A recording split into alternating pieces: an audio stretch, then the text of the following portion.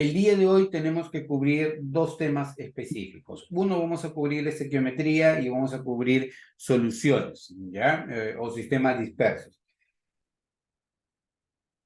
En la estequiometría ya le hemos venido avanzando hasta cierto punto, ¿ya? Y consta de dos conceptos grandes, ¿ya? Que si bien es cierto, no aparecen mucho en la Olimpiada, pero eso no significa que no los debamos tomar. Ya uno de ellos es la estequiometría propiamente dicho, y el otro es la masa equivalente. Ya cuando nosotros hablamos de estequiometría, hablamos de cantidades, ¿ya? Hablar de estequiometría es, en una sola palabra, hablar de cantidades. Cantidades de sustancias que participan en una reacción química, ¿ya? Cuando hablas de cantidades de sustancias que participan en una reacción química, la ley base en todo lo que existe, en todo lo que es materia, es que la materia no se crea ni se destruye, solo se transforma. Entonces, no puede ser que que no se cumpla esta ley. La materia no se crea, la materia no se destruye, la materia únicamente se transforma. Y es una de las bases cuando nosotros hablamos de estequiometría. La palabra estequiometría significa, o viene del vocablo estequium y metrón, que significa medida de los elementos. Y hablar de estequiometría, como te decía, en palabras simples o en una sola palabra, es hablar de cantidad. A nivel real, y digo a nivel real, a nivel de química, la estequiometría abarca muchas cosas. O sea, estequiometría está metido en unidades químicas de masa, está metido en composición centesimal, está metido en reacciones químicas, está metido en sistemas dispersos, ¿ya? Pero el enfoque que nosotros le damos aquí es un enfoque más preuniversitario, porque como les digo, tu objetivo final debe ser en algún momento alguna universidad a donde vas a postular sí, a medicina o ingeniería propiamente dicho y necesitas tener ese enfoque. Entonces, para efectos del examen de admisión, para efectos de la Olimpiada Peruana de Química, cuando tú abras un libro y veas el que diga estequiometría, van a incluir varios conceptos y dentro de esos varios conceptos está unidades químicas de masa, está la estequiometría con reacciones químicas propiamente dicho, la composición centesimal, va a estar metido reacciones químicas con sistemas dispersos. Entonces va a haber mucho, ¿ya? Pero el enfoque preuniversitario es lo que nosotros vamos a trabajar, ¿ya? Y nosotros vamos a hablar en particular de dos tipos de leyes generales, ¿ya? Las leyes ponderales y las leyes volumétricas. Esto para que tú lo tengas como concepto. ¿Por qué razón? Porque cuando tú estás frente al examen de admisión, ¿ya? Aparecen estos conceptos y debes conocer, ¿ya? Cuando hablas, por ejemplo, de leyes ponderales, hablas de la ley de la conservación de la masa, les había comentado anteriormente, la ley de proporciones constantes, la ley de proporciones múltiples y la ley de proporciones recíprocas. ¿Qué debes conocer de ellas?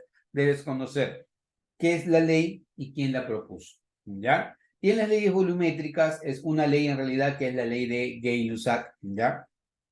Que la vamos a ver no con todo el detalle, pero sí vamos a tener una base para entender qué significa esto de acá, ¿ya?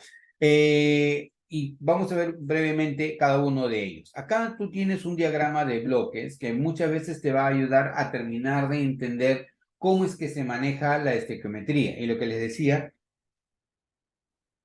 inicialmente, todo se centra al final en la ley de la conservación de la masa. Antiguamente se llamaba ley de la conservación de la materia, pero se prefiere ahora hablarlo como la ley de la conservación de la masa, porque la materia es un concepto mucho más amplio. Entonces, para no confundir los términos, ni tampoco para irnos por las ramas, es la ley de la conservación de la masa. La masa no se crea ni se destruye, solo se transforma. Si entran 1000 gramos, salen 1000 gramos. Si entran 2000 gramos, salen 2000 gramos. Pero, profe, no siempre ocurre eso.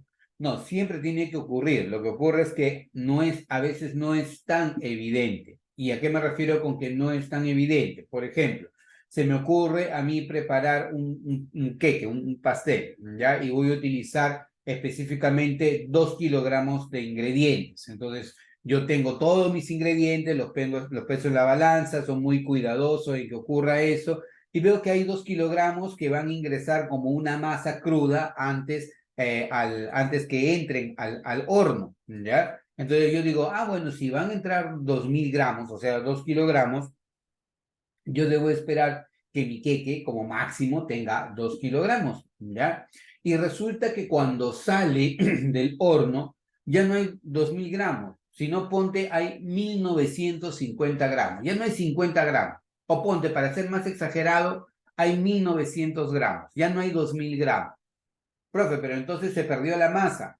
No necesariamente se perdió la masa, porque puede ser, ¿ya? Que en el proceso de horneado, ¿ya? Algunos componentes se hayan evaporado, ¿ya? Y si se evaporaron, obviamente no van a quedar en la masa que se hace horneada. ¿Cuánto es lo que se terminó evaporando? Bueno, si al final yo recupero 1.900 gramos e ingresó 2.000 gramos de masa, significa que se han perdido 100 gramos, ¿cierto? Entonces, esos 100 gramos que se han perdido son 100 gramos que se han ido tal vez como una masa gaseosa. Pero si tú sumas las masas de los gases más la masa de lo que te está quedando como queque, 1.900 más los 100 gramos te da los 2.000 gramos. La masa no se crea ni se destruye, solo se transforma, ¿de acuerdo? Entonces, eso es algo que hay que tener muy, muy en cuenta. Entonces, por ejemplo, tú tienes acá en este diagrama de bloques lo siguiente. Tú tienes que se forma o que ingresan 200 gramos de un A, ingresan 300 gramos de algo B. Entonces, ¿cuánto entra acá? 500 gramos. Entonces, si entran 500 gramos, yo debería recuperar 500 gramos. Pero esos 500 gramos, ¿tú cómo los vas a terminar recuperando? Si te das cuenta, lo vas a recuperar como 400 gramos de C y lo vas a recuperar como 100 gramos de D. ¿Ya? Acá tienes los 500 gramos. Profe, ¿es el único caso? No, pueden haber muchos casos más. Puede ser que algo haya quedado retenido dentro del reactor. Si quedó algo retenido dentro del reactor, yo digo, lo que ingresa es igual a lo que sale más lo que quedó acumulado. Ya eso es parte de un proceso un poco más, vamos a decirlo, más detallado, que se ve en problemas también más específicos y donde se ve mucho es en la universidad. En la universidad tú vas a decir, lo que ingresa es igual a lo que sale más lo que quedó acumulado, ¿ya? Entonces, eso es la ley de la conservación de la masa y en eso es lo que circula todo lo que es la estequiometría. Entonces, vamos ahora a desarrollar cada uno de ellos muy brevemente, ¿ya? Cuando nosotros hablamos de la ley de la conservación de las masas, esta fue propuesto por Lavoisier. Lavoisier dice, la masa no se crea ni se destruye, solo se transforma. Vuelvo a repetirlo para hacerlo oficial, ¿ya? La ley de las proporciones definidas fue propuesta por Joseph Proust. ¿Y qué dice Joseph Proust? Que cuando las sustancias se combinan, lo hacen en una relación constante y definida entre sus masas. Y si hay algún exceso, simplemente el exceso queda sin reaccionar. Lo vamos a ver con un poquito más de detalle, pero en términos sencillos es que ya está establecido qué reacciona con qué. Por ejemplo, ¿quién me dice cuál es la fórmula química del agua? ¿Cuál es la fórmula química del agua? Ayuda. H2O, esa es la fórmula química del agua. O sea, significa que en esa fórmula química, por cada 2 átomos de hidrógeno hay un átomo de oxígeno y no puede ser diferente. O sea, yo no puedo formar agua con 3 átomos de hidrógeno y un átomo de oxígeno y que mi fórmula tenga la forma H3O, porque eso no es cierto. A eso que se podría formar H3O no se le llama agua y es más, no existe, ya no existe a nivel real. Pero eso no se le llama agua, porque para yo a algo llamarlo agua, necesito que la relación entre átomos de hidrógeno y entre átomos de oxígeno sea 2 átomos de hidrógeno por cada átomo de oxígeno. Profe, pero yo estoy ingresando 3 átomos de hidrógeno. Sí, pero significa que de esos 3 átomos te va a terminar sobrando un átomo de hidrógeno y vas a tener que utilizar 2 átomos de hidrógeno y un átomo de oxígeno. Al final del proceso, ¿tú qué vas a recuperar? Vas a recuperar una molécula de agua más tu átomo de hidrógeno que quedó sin utilizarse. ¿Se entiende la idea? ¿Sí? Entonces, eso es lo que se le llama la ley de las proporciones definidas o proporciones constantes. Muy bien, Sofía. Porque que te establece que cuando las sustancias se combinan lo hacen en una proporción constante y definida entre sus masas. Y cualquier exceso queda sin reaccionar. ¿Qué tipo de relaciones voy a encontrar? Las típicas, masa-masa, moles-masa o moles-moles. Lo vamos a ver con ejemplos para que te quede más claro. ¿Ya? En la ley de las proporciones múltiples, esa fue propuesta por John Dalton. Y si tú haces reminiscencia de quién fue este señor Dalton, vas a terminar recordando que John Dalton fue quien propuso la primera teoría atómica con fundamento científico. Fue el que por primera vez demuestra de que toda la materia está formada por átomos. Y en su demostración, en su concepción, Dalton dice, el átomo es indivisible. Por lo tanto, si el átomo es indivisible, solo cabe la posibilidad de que los átomos se puedan combinar en una relación de números enteros sencillos. Profe, ¿eso en cristiano qué significa? Que los átomos solamente pueden combinarse en relación, por ejemplo, de 1 a 1, de 2 a 1, de 2 a 2, de 3 a 1, de 3 a 2. Pero no puede ser, no puede darse en su concepción de que un átomo se combine con la mitad, con la tercera o con la cuarta parte de otro. Eso no va a pasar, ¿ya? Un átomo se combina siempre con 1, con 2, con 3, o dos átomos con 2, con 3. Siempre son números enteros. Como te dije en el agua, ¿no? En el agua, tú vas a hacer que se combine 2 átomos de hidrógeno por cada átomo de oxígeno. Esa es la proporción, esa es la proporcionalidad. Y en el caso de Dalton, él dice, ay, chévere, cuando dos sustancias se combinan, si la masa de una de ellas permanece constante y forman diferentes sustancias, la masa de la otra varía en relación de números enteros sencillos. Es así como demuestra que dos elementos diferentes pueden formar más de una sustancia. Profe, ¿y cómo es eso? Por ejemplo, mira, tú tienes aquí 3 sustancias diferentes. El SO, el SO2 y el SO3. Monóxido, dióxido y trióxido de azufre. ¿Ya? Entonces, ¿yo cómo sé que a la larga estos son las fórmulas de estos compuestos? Porque cuando tú haces una relación de masas, encuentras que 32 gramos de azufre se combinan con 16 gramos de oxígeno. 32 gramos de azufre con 32 gramos de oxígeno. Y 32 gramos de azufre con 48 gramos de oxígeno. Entonces, la masa del azufre permanece constante. Y como yo sé que la masa del oxígeno vale 16, significa que si acá yo encuentro 32 es porque han intervenido 2 unidades de oxígeno. Y si ya que encuentro 48 es porque han intervenido 3 unidades de oxígeno. ¿Por qué? Porque por 32 yo necesito 16. Significa que si por 32 yo necesito 32, utilicé el doble. Y si por 32 yo necesito 48, utilicé el triple. De ahí es donde se deduce, a través de las masas, de que por cada unidad de azufre utilizaste 1 unidad de oxígeno, 2 unidades de oxígeno y 3 unidades de oxígeno. Relación de números enteros sencillos, de 1 a 1, de 1 a 2 o de 1 a 3, ¿ya? Eso es a lo que se refiere la ley de las proporciones múltiples. Entonces, tenemos hasta ahora, estamos repasando, ojo, estamos repasando, no me voy a meter en mucho detalle porque no nos alcanzaría el tiempo, pero tenemos hasta este momento 3 leyes. La ley de la conservación de la masa no se crea ni se destruye, solo se transforma. La ley de las proporciones definidas, propuesta por Joseph Proust. Joseph Proust establece que cuando dos sustancias se combinan, una relación de números enteros sencillos. Si algo sobra, eso que sobra queda sin reaccionar. La ley de las proporciones múltiples de John Dalton, como te decía, este señor en su cabecita tenía de que el átomo es indivisible, indestructible, impenetrable y eterno. Por lo tanto, siempre que los átomos se combinen, tienen que combinarse en una relación de números enteros simples. No puede darse que un átomo se combine con la mitad, con la tercera o con la cuarta parte del otro. ¿Por qué? Porque el átomo no se puede dividir. ¿De acuerdo? Y en el caso de las relaciones recíprocas, esta es la base para lo que nosotros vamos a conocer más adelante como la ley de la masa equivalente. Si alguno de ustedes quiere ser médico o va a ser de repente ingeniero químico o petroquímico o químico puro, ¿ya? Esta ley de las proporciones recíprocas es espectacular, chicos. Yo les menciono que yo terminé aprendiendo esta ley de las proporciones recíprocas todavía en la universidad.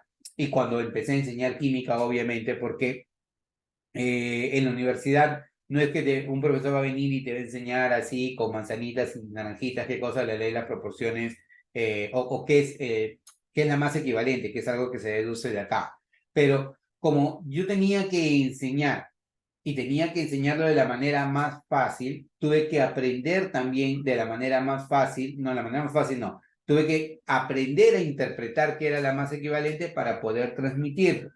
Y cuando me di cuenta, ¿ya? Y tú terminas leyendo los cursos de química analítica cuantitativa, que es uno de los cursos que tú llevas en la universidad para ciertas carreras de ingeniería, prácticamente todo es uso de masa equivalente. Es una genialidad, chicos. El masa equivalente para mí es una de las herramientas más bonitas, más importantes que tiene la química y que no se usa porque es complicado entender.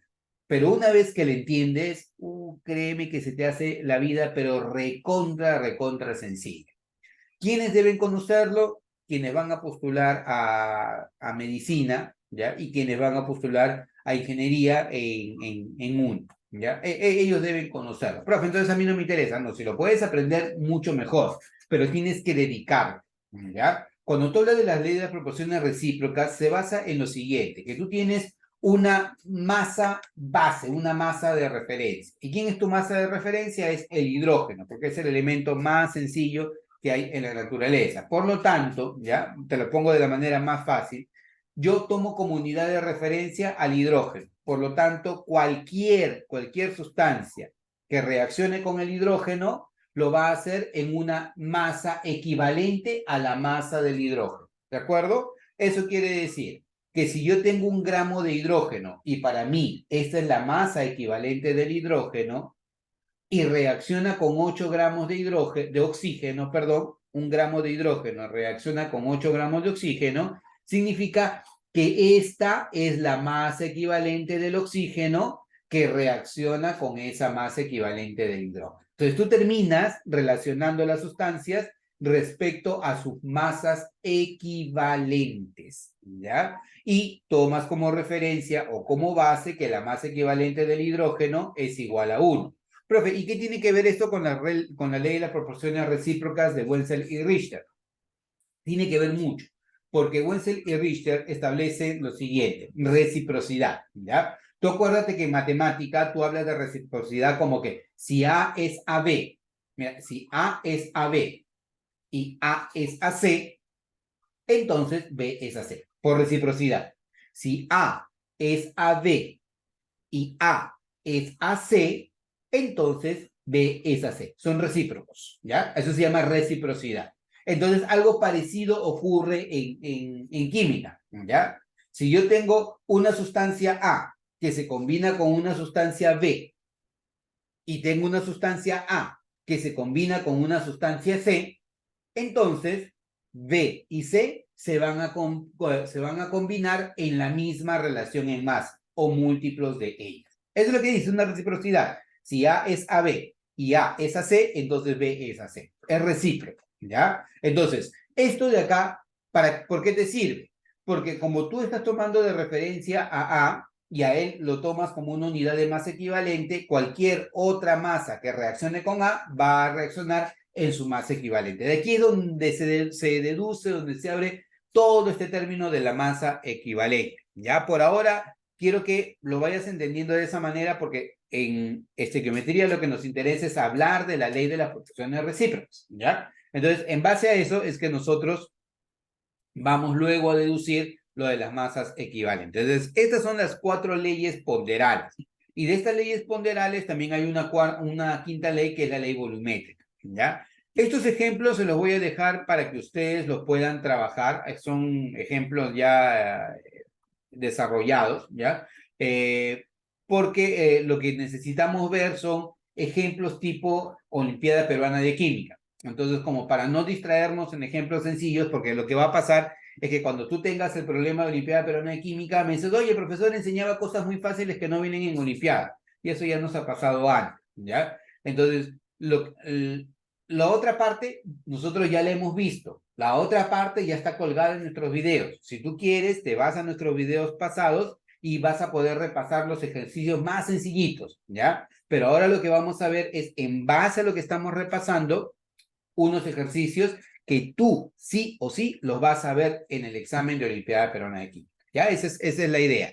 Entonces, ahora, vayamos a masa equivalente, ¿ya? La masa equivalente parte del concepto de la ley de las proporciones recíprocas, como les había mencionado. A es a B, A es a C, entonces B es a C, ¿ya? Acá para que lo veas de esta manera. Mira, ve.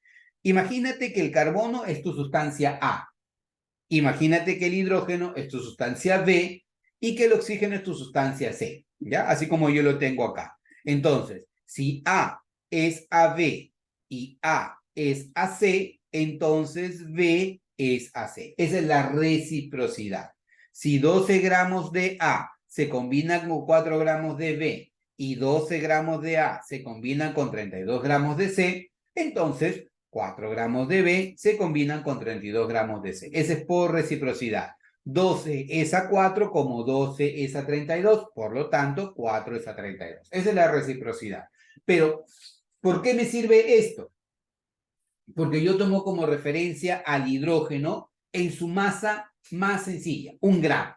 Entonces, si 4 gramos de hidrógeno, mira, si 4 gramos de hidrógeno reaccionan con 12 gramos de carbono, significa que 1 gramo de hidrógeno reacciona con 3 gramos de carbono, ¿cierto? Y si 4 gramos de hidrógeno reacciona con 32 gramos de oxígeno, significa la cuarta parte, 1 gramo de hidrógeno reacciona con 8 gramos de oxígeno. Profesor, ¿y por qué me dice todo eso? Porque este 1 que tú ves acá termina siendo la masa equivalente del hidrógeno. Entonces, como esta es la masa equivalente del hidrógeno, este 3 es la masa equivalente del carbono y este 8 es la masa equivalente del oxígeno. Y así, muchas masas equivalentes ya se encuentran establecidas, así que no vas a tener que hacer mucho drama, ¿ya? La masa equivalente, ¿cómo se calcula, chicos? La masa equivalente se calcula dividiendo la masa atómica o el peso fórmula de una sustancia entre un parámetro de carga llamado carga iónica, ¿ya? Que en los libros tú la vas a encontrar con la letra griega teta, ¿ya? Entonces divides la masa atómica o el peso fórmula entre teta y vas a poder obtener la masa equivalente, ¿de acuerdo? Por ejemplo, para un elemento, la masa equivalente es la masa atómica entre teta, ¿ya? Y para un compuesto, la masa equivalente es el peso fórmula entre teta. ¿Y qué viene a ser teta? O sea, lo más complicado aquí va a ser encontrar este parámetro de carga teta, ¿ya? Para un elemento, teta es el estado de oxidación. O sea, si está trabajando con carga 1, teta vale 1. Si está trabajando con carga 2, teta vale 2. Si está trabajando con carga 3, teta vale 3. ¿Y su masa equivalente qué cosa es? Su masa atómica entre teta. Por ejemplo, para el aluminio, su masa atómica vale 27. Teta vale 3. 27 entre 3 me da 9. Por lo tanto, su masa equivalente vale 9. Para el calcio, ¿cuánto vale su masa atómica? 40. ¿Cuánto vale teta? 2. 40 entre 2, 20. ¿Pero así tan fácil? Sí, así tan fácil. O sea, aquí tú hallas la masa equivalente. El problema luego es utilizar esta masa equivalente en los ejercicios. Ahí es donde se va complicando un poquito más. Pero lo primero que debes saber es cómo tú calculas la masa equivalente, cómo hallas tú la masa equivalente, ¿ya? Por ejemplo, para un ácido, que ya es un compuesto químico, ¿ya? El valor de teta es el número de hidrógeno ionizable. Y esto viene mucho en problemas de Olimpiada y en problemas de admisión uni, ¿ya? Eso viene muchísimo ahí, ¿ya? ¿Cómo lo calculo? Veo el número de hidrógenos de un ácido. Por eso yo les decía, cuando hicimos el tema de nomenclatura, que una cosa muy importante es que ustedes reconozcan a las sustancias químicas. ¿Cuándo es un ácido? ¿Cuándo es un hidróxido? ¿Cuándo es una sal? Si es sal aloidea, si es sal oxisal, ¿correcto? Eso es importante, porque así, ¡pac!, tú lo ves y en one vas a decir, ah, ya, teta se halla de esta manera. Por ejemplo, para el caso de un ácido, teta viene a ser el número de hidrógenos ionizados. La manera más sencilla es que si este HCl, el ácido clorhídrico, tiene un hidrógeno que se puede ionizar, teta vale 1. Para este ácido nítrico, tiene un hidrógeno por ionizar, teta vale 1. Para este ácido sulfúrico hay 2 hidrógenos por ionizar, teta vale 2. Y particularmente, si yo quiero la masa equivalente del ácido sulfúrico, ¿qué tendría que hacer? Su peso fórmula, que vale 98, dividido entre teta, que vale 2. Y recuerden, tú que eres un alumno Unidemia, ¿ya? Que hay ciertos datos que tú tienes que manejar sí o sí a la mala, con toda la maldad del mundo. Ya no tienes que eso deducirlo en ninguna prueba, ninguna evaluación, ningún examen de admisión. Eso ya no, eso es perder el tiempo. Un alumno de Unidemia no hace eso, ¿ya? Tú, en tu cabecita, ya sabes que el ácido sulfúrico pesa 98, a la mala, y eso te va a servir hasta el último día de tu vida. Te vas a quedar con esto, peso ácido sulfúrico 98, y su teta vale 2, a la mala, ¿ya? Ácido nítrico 63, y su masa, y su teta vale 1, ¿ya? Hidróxido de sodio, este señor, masa, peso fórmula 40, hidróxido de calcio 74, esto ya no hay que deducirlo, chicos. Eso ustedes se lo saben de memoria. Yo te digo, hidróxido de calcio, tú ya estás programado para escribir directamente calcio OH2, no tienes que deducir nada. Yo te digo hidróxido de sodio, tú ya estás programado para escribir NaOH. O si te digo ácido sulfúrico, tú ya estás programado para escribir H2SO4.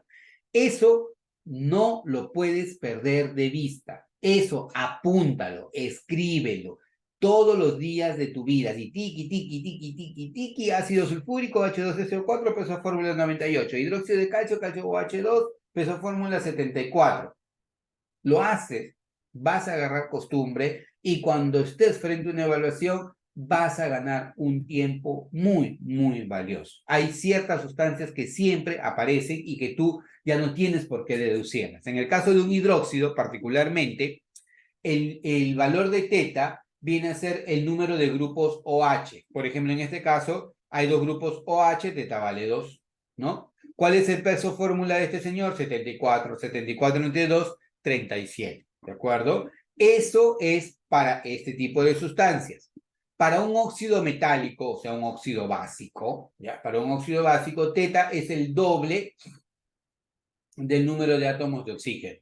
O la carga del catión, ¿no? Por ejemplo, para este caso, el calcio tiene carga 2, teta vale 2. El sodio carga 1, pero como son 2, 2. El aluminio tiene número de oxidación más 3, pero como son 2, 2 por 3, teta vale 6. Y así calculas tú la masa equivalente, ¿ya? En el caso de la sal, la carga neta del catión, ¿ya? Carga neta porque teta no tiene signo, ¿ya? Entonces, como no tiene signo, tú no le vas a colocar o es más 3, o es más 4, o menos 3, o menos 4, no. Teta no tiene signo, ¿ya? Y para una reacción redox, que la vimos la semana pasada, hicimos un repaso, teta viene a ser el número de electrones transferidos. Por ejemplo, ayúdame, ¿cuánto es el número de oxidación del nitrógeno acá? Rapidito, sácalo. ¿Cuánto vale el número de oxidación del hidrógeno acá? Ayúdame. ¿Con qué carga está trabajando el nitrógeno ahí? 3. 3, no. Porque mira, el oxígeno tiene carga menos 2. 3 por menos 2, menos 6. El hidrógeno tiene carga 1. Entonces, si él es 1 y él es menos 6, entonces el nitrógeno ¿con qué carga trabaja? 5. Excelente, muy bien. Y acá, rapidito, ¿el nitrógeno con qué carga trabaja? Ayúdame.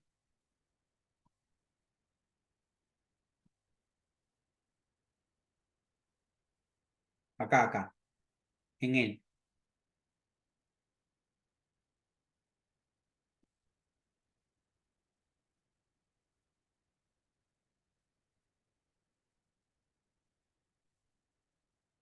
Chicos, si el oxígeno es menos 2, entonces el nitrógeno ¿con qué carga está trabajando? Con 3.